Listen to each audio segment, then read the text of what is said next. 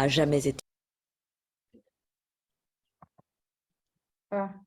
confrontée. Les organisations humanitaires s'organisent elles comme elles peuvent, avec des hôpitaux de fortune et des centres de soins installés dans des conditions très précaires, comme nous montrent Anne-Claire Coudray, Thierry Froissart et Jean-François Coruble.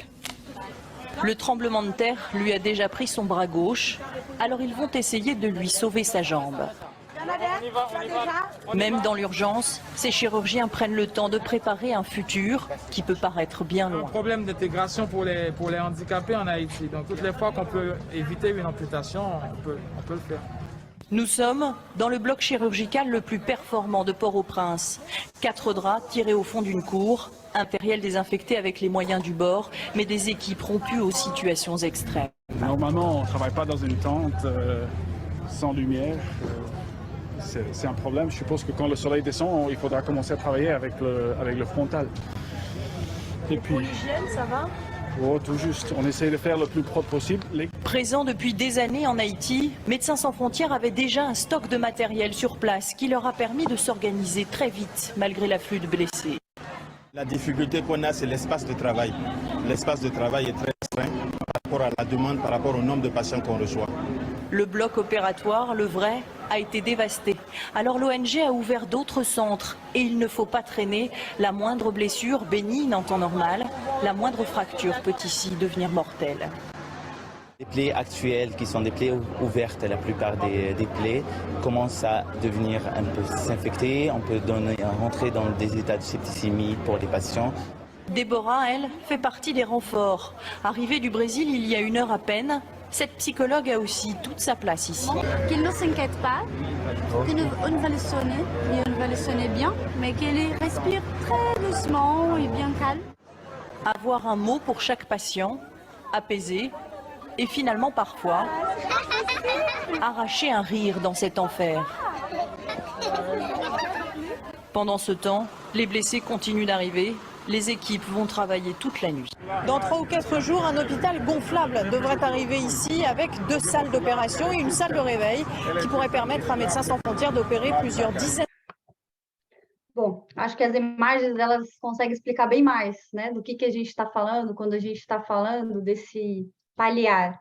Acho que ponto importante, que é uma das maiores demandas que eu escuto, mas como produzir esse cuidado, né? Lembrando que nós não falamos a língua dessas pessoas, né? Vocês estavam vendo que eu estava aqui falando com o menino, mas olhando para cima, a maior parte dessas pessoas onde a gente cuida não fala francês, não fala inglês, não fala português, não fala espanhol, que são as línguas da ajuda humanitária, né? Falam suas próprias línguas, nesse caso o crioulo, em alguns lugares, Swahili, Lingala, Bangala, Kirguiz. Então, como produzir cuidado? Como que a gente faz esse cuidado universal? Vou trazer um dos exemplos, né, que é deste evento em si, onde vocês acabam de acompanhar, que é o do terremoto de 2010. Nós tínhamos 8 tendas. Dessas 8, 3 eram consideradas as tendas da morte, né? E não eram consideradas por Médicos Sem Fronteiras, eram consideradas pela própria comunidade. E por que vocês acreditam que de 8 tendas, 3 eram consideradas as tendas da morte? Porque eram aquelas onde não havia mais tempo, né? Nós tínhamos um bloco cirúrgico em um grande hospital, quando começou o terremoto, onde o nosso cirurgião, o nosso cirurgião e a equipe, toda a equipe de instrumentadores, vieram a óbito com a queda do hospital. Significava que aqueles 4 lençóis, né, improvisados, vocês viram os meios de desinfecção, né, feito com esponja, né, com o que tinha naquele lugar para fazer a cirurgia, significava que nós tínhamos um centro cirúrgico para centenas de milhares de pessoas precisando de cirurgia. Então, as pessoas que tinham grandes amputações, com poucas possibilidades de vida, eram enviadas para essas últimas 3 tendas. E por isso os haitianos chamavam da tenda da morte. E eu pergunto para vocês, né, o que se pensava para essas pessoas, né? Eram cuidados paliativos? Eu posso dizer que para todas as 8 tendas, mesmo as que não eram consideradas a tenda da morte, todos eram cuidados paliativos, né? Nós estávamos ali pensando em estratégias de cuidado para todas as nuances da vida. Mas o que sobrava para aquelas pessoas onde já não havia mais nem equipes médicas para chegar? Ainda assim, essas pessoas queriam, né, contar a sua história, queriam dizer, né, quais eram ainda seus projetos, seus sonhos, seus segredos o que elas tinham para dizer para as pessoas que amavam, né? Porque isso também é paliar, isso também é cuidar, é pensar como que a gente acompanha um ser humano até a última gota, né, de vida, até a última gota daquele sonho, daquele projeto. A gente não tinha, né, para essas pessoas e nem para as outras tendas, a gente não tinha condições de anotar tudo, né? Não tinham mais prontuários suficientes para todo mundo, não tinha como produzir prontuários. Sabe o que nós fazíamos, né? Para boa parte daquelas pessoas que vocês viram amputados com as ataduras, nós escrevíamos as histórias dessas pessoas naquelas ataduras, para que se um dia aqueles corpos fossem ainda encontrados pela sua rede socioafetiva, pelas pessoas que os amassem, elas conseguissem saber parte dos sonhos, dos desejos e dos projetos que aquelas pessoas ainda tinham e quais eram aquelas gotas de vida, aqueles desejos de vida que elas ainda queriam deixar. Porque paliar é também cuidar de quem fica, né? Não é cuidar só de quem vai. E para muitas pessoas que queriam saber qual era o último segredo, o último desejo, qual era de fato as condições que aquelas pessoas se encontravam nos seus minutos finais. Para essas, a gente anotava nas próprias ataduras, para quando chegasse essa rede socioafetiva, pudesse saber quais eram as últimas palavras, eram com quem, de que jeito, de que forma, quais eram os segredos que elas queriam deixar. Porque isso também é paliar, né? É cuidar de quem fica. E é poder investir na vida dentro das diferentes perspectivas. Eu acho que esse é um ponto importante, talvez uma das mensagens finais, né? O cuidar, né? O paliar não é falar de fim, é falar de início, de meio e de fim de um processo de vida, né? Porque de fim estamos todos, só lembrando, né? Que a única certeza que a gente tem é que o nosso fim um dia vai chegar. E ainda assim a gente investe na vida. Porque isso é o paliar, é poder investir na vida em todas as suas diferentes caras, nuances, projetos e propósitos para muito além do que a gente aprende, né? Eu costumo brincar que talvez eu precisei de muito tempo, né? Eu precisei de muito tempo na academia para poder entender que não era sobre o papel que eu estudava, que isso era uma parte do que ajudava a estabilizar emocionalmente as pessoas, mas era aquilo que eu me propunha a cuidar, olhando nos olhos, sentindo o cheiro, sentindo o toque, sentindo o gosto da vida ou da morte. E essa é a diferença, muitas vezes, entre as pessoas se sentirem de fato cuidadas e acompanhadas por nós, ou sentirem que já não há mais investimento. Então é sobre isso. É uma alegria poder estar aqui, né, umas 4, 5 horas da tarde, podendo conversar com pessoas que têm muita estrada, muito conhecimentos, mas estão dispostos, disponíveis e desejosos de discutir cuidado dentro das diferentes nuances. Por mais simples que pareça e mais óbvio que pareça, ainda assim é sobre isso, né? Sobre o projeto de vida. E aí vocês devem perguntar, mas então sobre o que vocês trabalham, né? Eu acho que é importante dizer que nesses eventos extremos, assim como na vida, nós que escolhemos o cuidado, né, não ajudamos a edificar casas nem bairros, mas nós ajudamos, de fato, a remendar os objetivos de vida e construir desejos para a estruturação de sonhos, seja para quem vai, seja para quem fica. E é isso, uma alegria dividir aqui com vocês. Vou parar aqui a minha apresentação, devolvo a palavra aqui para o excelentíssimo presidente, e é uma alegria continuar. Já sei que na sequência vem minha colega de trabalho aqui, que é Érica Palatino, então deixo com vocês a palavra, me despeço, e caso tenham dúvidas ou alguma demanda, será um prazer discutir com vocês. Obrigado, professora Débora Noal, pela excelente apresentação. Realmente, além de estar no tempo correto, foi uma apresentação muito completa, muito boa, com muitas coisas que nós desconhecíamos. Nós hoje estamos vivendo uma situação quase africana, né? Porque nossos 2 servidores de internet falharam, o que é a raridade. Agora, então, convido o acadêmico Daniel Tabaco para falar o que ele iria falar no início.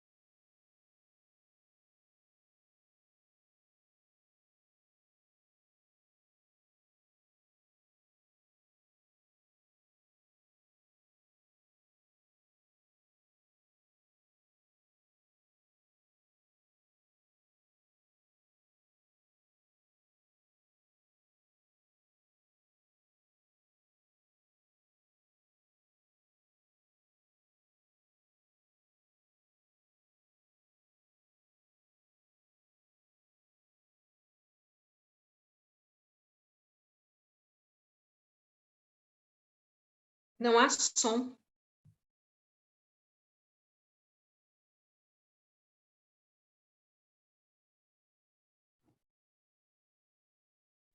Obrigado, acadêmico Daniel Tabac, por essa introdução.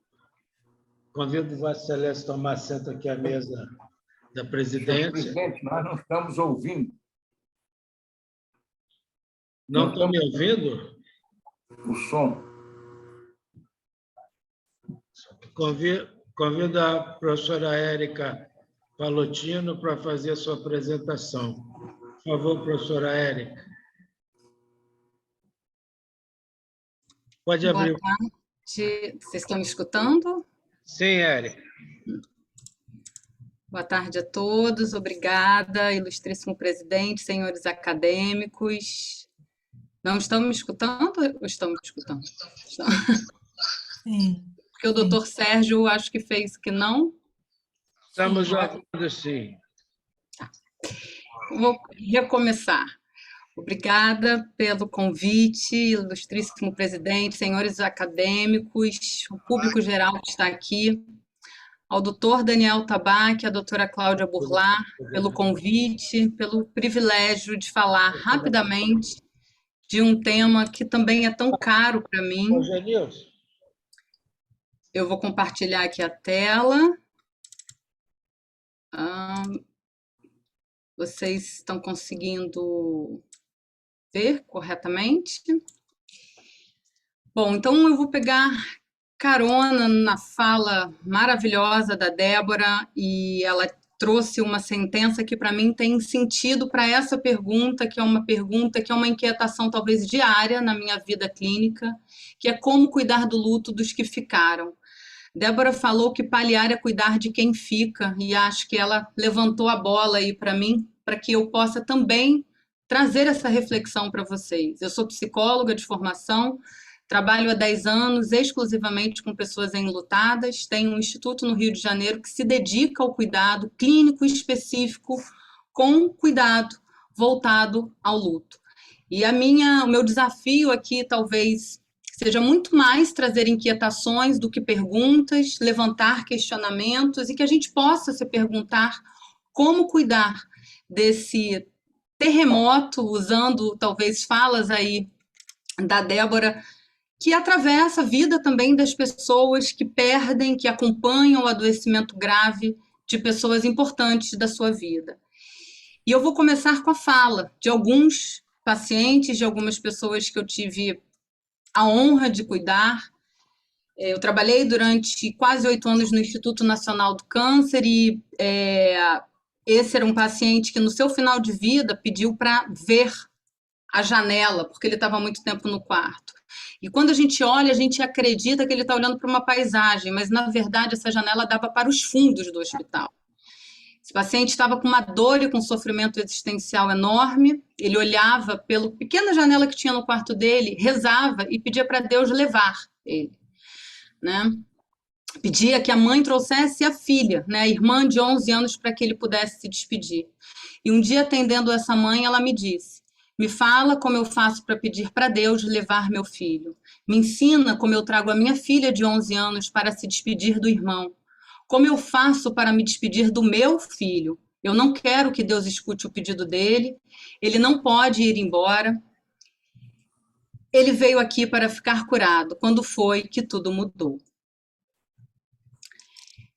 Esse é um outro paciente que eu cuidei, uma doença grave oncohematológica. Quando eu trabalho com luto, eu trabalho com enlutados que perderam pessoas queridas, mas também com pacientes graves. E essa era uma criança que a mãe fotografava a decrepitude do corpo dela, o emagrecimento, o sofrimento que o processo de cuidado gerava, e me mandava fotos com mensagens como essa.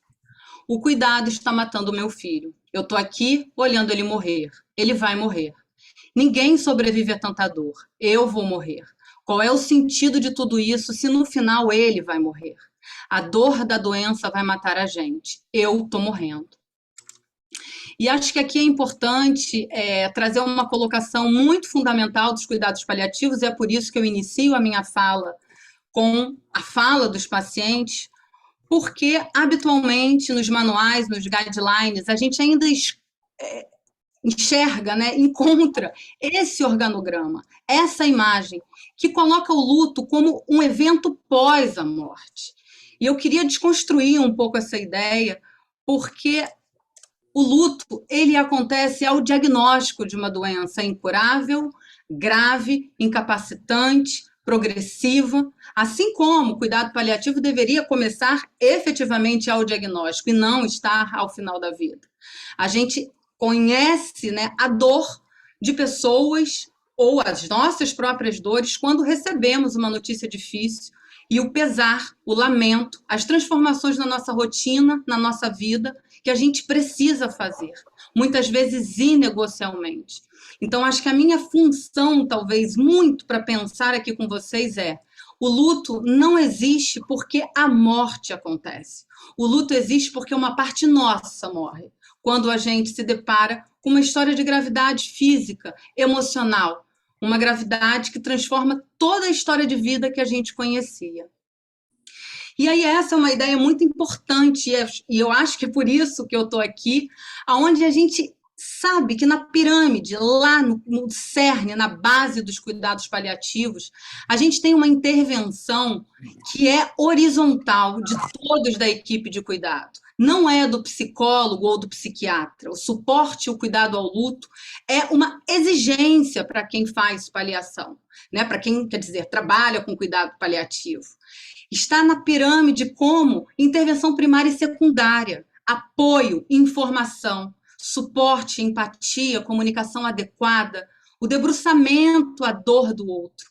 Numa intervenção secundária, a gente pensa nas consultas de aconselhamento, que aqui não é uma prática clínica no nosso país, mas lá fora sim, e que muitos médicos e profissionais de saúde talvez realizem na sua prática, que são as grandes conferências de família, quando você se dedica a escutar a biografia dessa pessoa, a identificar quem ela é, quem ela foi, até aquele momento, antes da doença.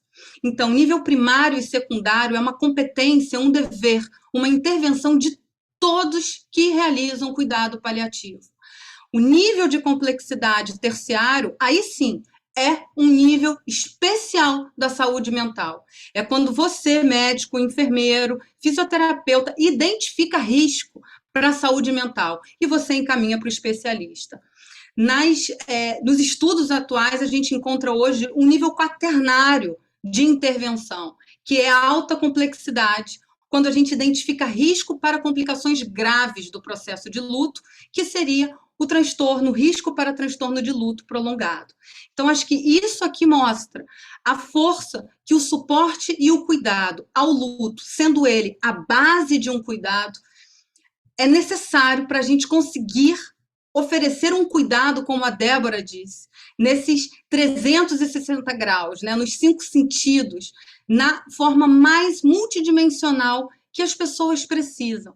E talvez seja por isso que a campanha desse ano dos cuidados paliativos, e talvez o Dr. Daniel Tabaque depois fale um pouquinho sobre, né, essa campanha, traz como foco fundamental, e a gente discutiu muito no nosso grupo aqui de palestrantes, nos alinhamentos, o sentido da palavra healing. O que é healing? A gente não tem uma palavra, um significado adequado na nossa língua. Healing não é curar, healing é processar, é refazer, é ressignificar. E nessa campanha anual, o cerne, os 4 pontos principais que são destacados têm a ver com o suporte e o cuidado ao luto. A experiência que essa pandemia trouxe, né, trazendo uma dizimação da humanidade, dos vínculos, das perdas em massa, né, a carga global de dor e sofrimento que profissionais de saúde cuidando de colegas, cuidando de familiares, e a Débora fala perfeitamente na fala dela que a gente vive a emergência junto com quem está na emergência, né? Lá nos Médicos Sem Fronteiras. Vivemos isso aqui, estamos vivendo. Estávamos numa emergência cuidando dos que estavam em emergência também. Promover a experiência de luto saudável, que é essencial para a resiliência, a construção de bem-estar e a melhoria das inequidades da saúde nas comunidades é um ponto importante que eles destacam também. Mas como fazer isso numa sociedade desigual, num mundo desigual, com políticas públicas desiguais, aonde a gente ainda está engatinhando sobre o que fazer para cuidar, para paliar, para empatizar a dor das pessoas que estão sofrendo. Porque eu estou formada há 20 anos e eu, na minha faculdade, não tive uma disciplina que abordasse luto. E imagino vocês. Luto não são estágios e fases. Luto não é choro e pesar. Luto é uma transição completa na vida, no sentido existencial de estar aqui.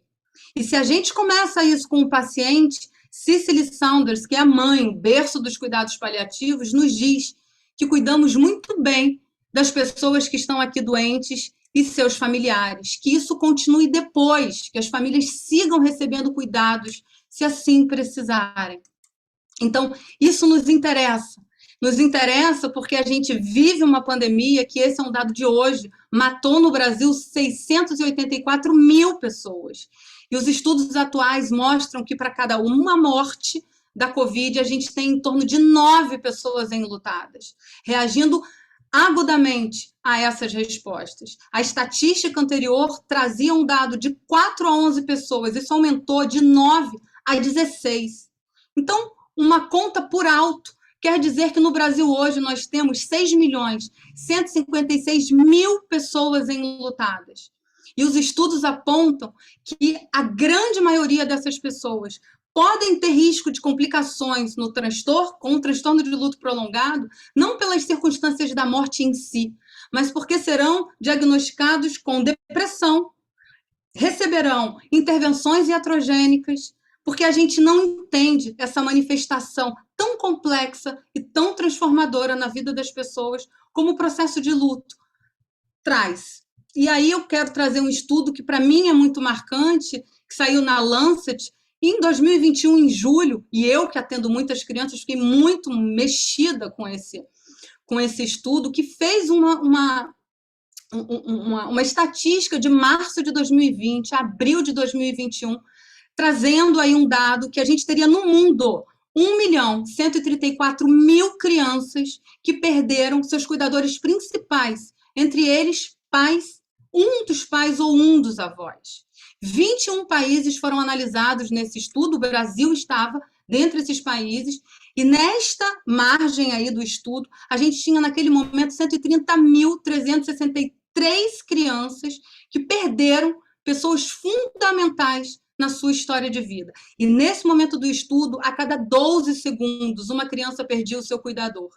E o estudo não foi feito por psicólogos e psiquiatras, mas por médicos, sociólogos, que diziam que a gente precisa construir necessidades, a gente tem uma necessidade dessa construção de políticas públicas sobre os processos de luto e a importância de treinamentos nas equipes de saúde, pesquisas e identificação de demandas para cuidados específicos.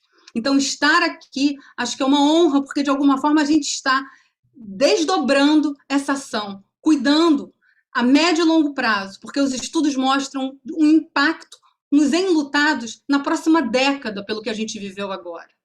Então, não termina essa pandemia quando ela se encerrar. E o cuidado paliativo traça essa história, como a Débora falou brilhantemente, paliar é cuidar de quem fica. E aí a identificação que as respostas de luto vão muito mais além do que pesar e choro. Pessoas vão mais ao médico depois de uma experiência de luto. Muitos pacientes podem apresentar sintomas parecidos com os do falecido. O risco de suicídio é maior nas primeiras semanas de luto, por aquele familiar mais impactado e com menos regulação emocional.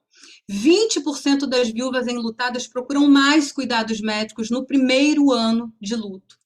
E aí o que transforma isso é a história, o que pode transformar, desculpem, é a história do cuidado que a gente oferece. Que, de novo, acho que a fala da Débora complementa a minha, porque a história do cuidado que ela faz ali, escrevendo a história na possibilidade, no corpo da pessoa, é a história do cuidado possível. E os cuidados paliativos transformam a história do luto porque oferecem um cuidado mais integral. Um cuidado que entende que a dor total que perpassa pelos fenômenos espirituais, sociais, afetivos, psicológicos, eles transformam a nossa suportabilidade num processo de adoecimento. Então, na história do cuidado, a gente tem que se perguntar qual o sentido dos cuidados paliativos para a família e para o paciente. Não adianta ter sentido para nós, cuidadores, mas para quem recebe esse cuidado também. O que eles entendem por cuidados paliativos? Porque diversas famílias vão entender que é cuidado de fim de vida, e não é. Que é cuidado na terminalidade de vida, não é. Qual é o cenário e a atmosfera do cuidado até o momento da morte?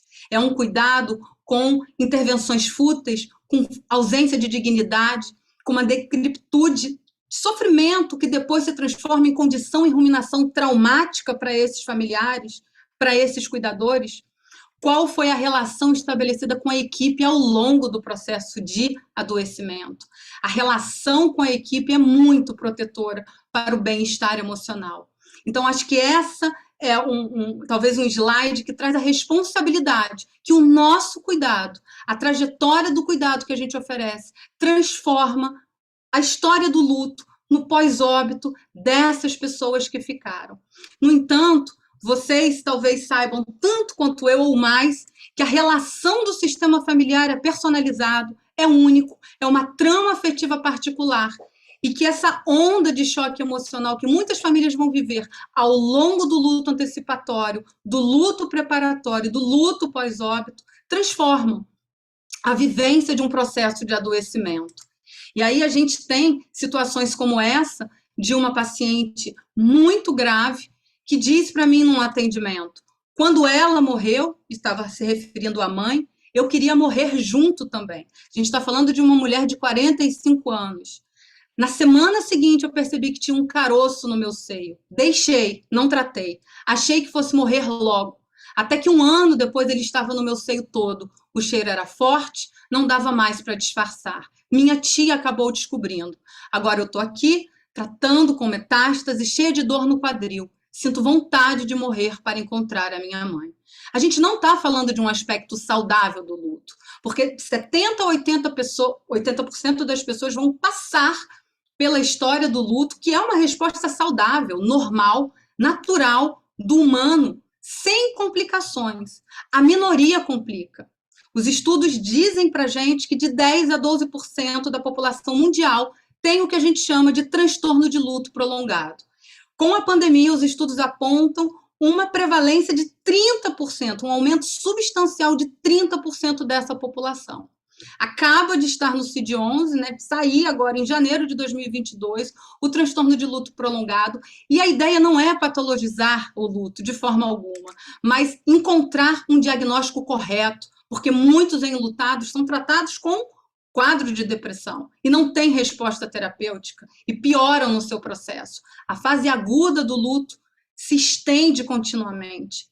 E quando a gente oferece uma história do cuidado traumática, com dor, com ausência de controles de sintomas adequados, com uma comunicação precária, com uma falta de empatia e de cuidado, isso retorna como ruminação, como contrafactualidades, o tal do e se eu tivesse pedido uma segunda opinião, e se eu tivesse chegado antes, e essa pessoa entra num quadro de ansiedade e desejo pelo reencontro, pelo anseio daquele ente querido, continuamente, progressivamente, disfuncionalizando a sua vida de forma global. Então, a gente está falando de um processo de adoecimento, né? E a importância do cuidado paliativo, que é aquele que, ao diagnóstico, oferece um cuidado integral e que faz prevenção de luto nos níveis de intervenção primário e secundário. Já acabando aí a minha participação, a gente trabalha com a ideia de vínculos continuados. A morte rompe uma relação, mas não termina com a vinculação. Todos nós, em alguma ordem, somos enlutados, perdemos pessoas queridas e nos lembramos com carinho da história, do legado, daquilo que ela nos deixou, nos emocionamos em datas especiais, brindamos a esse encontro, e essa é a história saudável dos lutos. A pessoa vai permanecer envolvida e conectada com o falecido, e o enlutado constrói ativamente uma representação interior daquela história de amor que se construiu, porque luto é resposta de vínculo. A gente só se enluta por quem a gente é vinculado. Então, essa experiência de vínculo continuado, ela é a ideia do luto saudável. A gente não diz isso porque a gente acredita que todo luto nasce saudável, porque não há nenhuma situação de vida que seja realmente sem sentido. Aqui a gente tem duas imagens de duas grandes histórias com finais tristes, né? Uma família que perde o seu filho num acidente de carro e, ao encontro com o receptor do coração, consegue, de alguma forma, seguir com esse legado, com a construção, né, de um bem maior, e essa reunião com amor, com dor, mas com sentido. E aqui a história de uma família que a sua mãe estava gravemente, né, num CTI, quase falecendo, um bebezinho muito grave, e a equipe que se une para botar um irmão no cenário de cuidado, um pai enlutado, e fazer e orquestrar um cuidado, que é esse cuidado que a Débora fala, de 5 sentidos, de 360 graus, que a gente está aqui, né, tentando, nesse dia, refletir sobre como cuidar adequadamente, porque sempre é possível. De novo, como a Débora disse, até a última gota. E que a gente não se esqueça, porque os pacientes que em algum momento ficam assim, na história de cuidados, eles chegam assim, eles são assim. Pessoas inteiras, com vida, com desejos, com biografias, com amores, com repercussões importantes que o tratamento provoca, com despedidas em vida, com medos, com ameaça, com dor. Isso é luto. Não precisa morrer para se enlutar. Porque quando eu perco essa mulher, o amor da minha vida, e tenho essa pessoa no final da vida, né, mas tenho essa pessoa sendo cuidada absurdamente, talvez essa imagem prevaleça, de alguém inteiro que foi cuidado nas suas demandas, nos seus sonhos, nos seus prazeres, né, e que a história da doença não seja maior do que a história da vida. Então, eu devolvo a pergunta para vocês, né? Como cuidar do luto dos que ficaram, dos que ficarão? Esse é um papel de todos nós. Acho que eu me pergunto isso diariamente na minha prática clínica.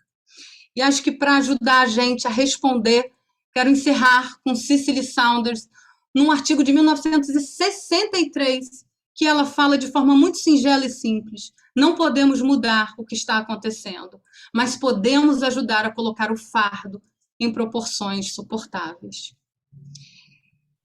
Espero ter contribuído com a discussão, de um dia rico de discussão, mas de ter trazido talvez mais inquietações do que respostas, né? Mais perguntas, que a gente possa se perguntar sempre como cuidar melhor das pessoas que chegam até a gente, dos que são caros a elas. Muito obrigada. Doutora Érica Palatino. Convido agora o doutor Daniel Tabaque. Doutor Camargo, nós estamos muito adiantados na hora, mas peço, então, ao nosso querido acadêmico Camargo que faça alguns comentários. Acadêmico Camargo, nos ouve?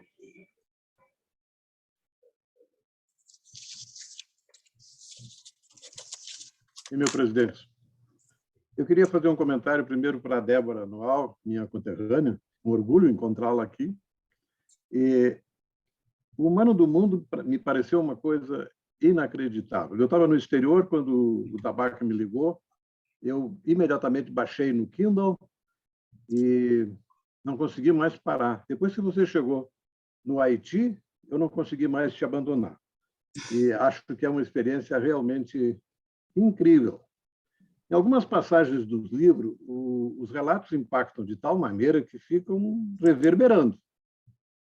Por exemplo, o haitiano que perdeu os 2 braços e te perguntou o que será um haitiano sem braços, o que significa isso? Ou então a Rosa, eu me afeiçoei muito a Rosa e as 3 filhas, em que as meninas perguntaram: tens alguma coisa para a gente comer? E a prioridade era o mais elementar dos instintos, a fome. E da mãe: doutora, a senhora pode me ajudar a retirar essa criança que eu tenho dentro de mim? Gente, que nível de sofrimento inacreditável, né? A experiência do Congo, eu acho que foi uma coisa realmente inacreditável. Esse mês e meio de medo, e descrito continuamente, né? Anoitece e amanhece com medo. E eu achei fantástica essa imagem dos homens olhando pela porta da barraca só para ver um rosto de mulher. Abandono e solidão crônicas exercitadas numa tragédia contínua. A ideia da violência sexual nesse nível é uma coisa realmente inacreditável. Eu queria te parabenizar pela intensidade do relato e essa sofreguidão na busca do que chamaste de o meu lugar no mundo. Eu acho que esse lugar no mundo vai dar todo o significado da tua vida, viva o tempo que você viver. E tomara que seja muito. Bom, para quem se sinta numa grande necessidade urgente de saber mais da Débora, eu recomendo que assista Provocações com Antônio Abujamra na TV Cultura. Eu acho que aquilo foi em 2012, não foi, Débora? Acho que sim, 2011, 12, talvez. Foi um depoimento maravilhoso, maravilhoso. Você conseguiu realmente se impor com todas as perguntas intrigantes, meio debochadas, irônicas, do velho Abujamra, que ele era uma figura muito, muito estimulante. Mas eu acho que é uma recomendação para uma terapia de urgência no Descubra Débora Noal. Eu queria comentar alguma coisa do que falou a nossa querida Érica. Eu acho que nós temos algumas justificativas para a nossa dificuldade de lidar com o paciente em luto, ou com a pessoa em luto. E que nós fomos treinados para o sucesso, né? Não, isso que você referiu é absolutamente verdadeiro. Ninguém fala de luto, ninguém fala de doente terminal. Há um distanciamento inacreditável, fugindo da situação mais previsível da nossa vida desde que nascemos. A morte súbita é uma coisa realmente inacreditável. A morte acidental produz uma coisa que eu chamo de surdez sensorial. As pessoas não ouvem nada. E eu fico surpreso com o esforço das pessoas tentarem consolar, né? Quando nada é ouvido mais a partir do momento mais pungente da dor. Uma morte que sempre me impressionou muito é a morte desejada. É aquela do paciente com sofrimento sem remissão. E a primeira vez que eu experimentei isso, eu era muito jovem, era um paciente que eu tinha aprendido a gostar, e quando ele chegou pela enésima vez na terapia intensiva, a mulher me disse: dessa vez ele não aguenta, né, doutor? Eu achei que aquilo era uma manifestação de desamor, eu demorei anos para entender que aquilo era compaixão no limite máximo. Se admitir que sofrer para se recuperar é razoável, mas sofrer para morrer é uma indignidade em toda a extensão.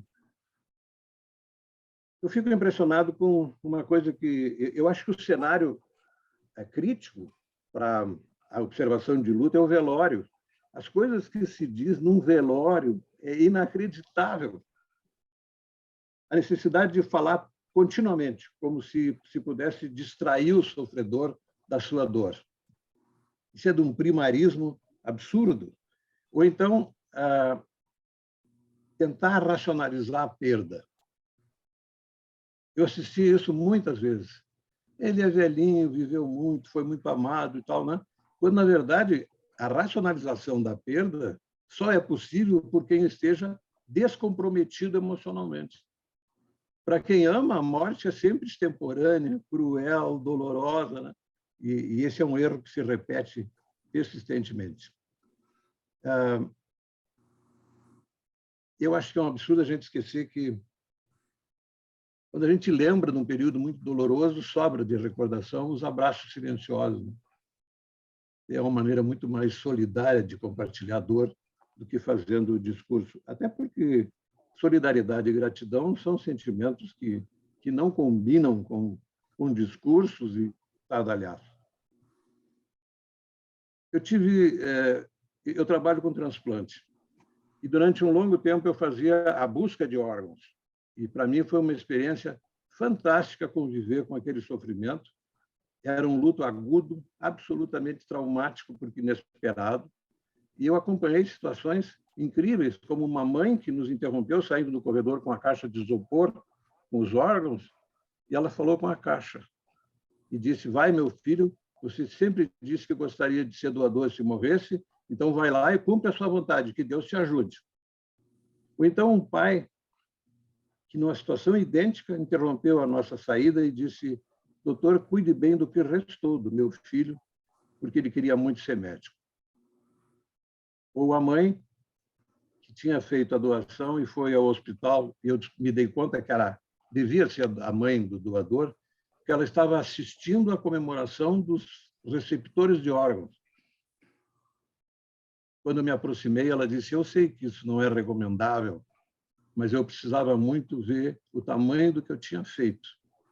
E agora eu estou livre para ir para casa enterrar meu filho. Foi uma situação assim de inesquecível de sofrimento e de compartilhar em silêncio absoluto. Eu li muito sobre luto. Me apaixonei pela Chimamanda Adichie, que descreve o luto a partir da morte do pai. Aprendi com o Renato Nogueira os vários tipos de luto em diferentes culturas e etnias. É muito, muito interessante isso. Estou apaixonado pela Megan Devine, que escreveu esse livro Tudo Bem Não Estar Tudo Bem. Acho que é de uma sensibilidade a toda prova. E agora baixei ontem, não consegui começar a ler ainda, um livro que na tradução livre é Como Carregar o que Não Pode Ser Consertado, que é o luto, né? Eu acho que esse título do livro, para mim, chega, já estou satisfeito de ter descoberto. Foi uma grande honra ouvi-las. Vocês fazem uma dupla, meu Deus, que achado, hein? Muito obrigado, presidente, pela oportunidade. Muito obrigado, querido acadêmico Camargo. Obrigado, querido acadêmico Tabaque. Acho que a internet nossa caiu. Eu estou sem conexão. Nós já passamos do tempo. Vamos tocar por um intervalo, depois você fala na abertura. Eu estou sem internet. Você está com internet? Se você conseguir falar, tudo bem. Eu só queria mencionar alguns aspectos importantes que representam a atividade estabelecidas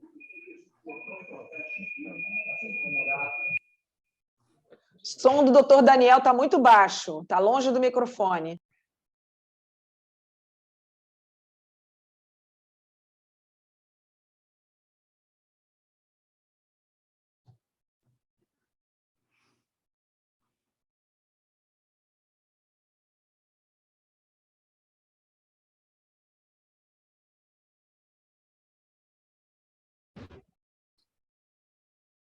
Deixa para lá.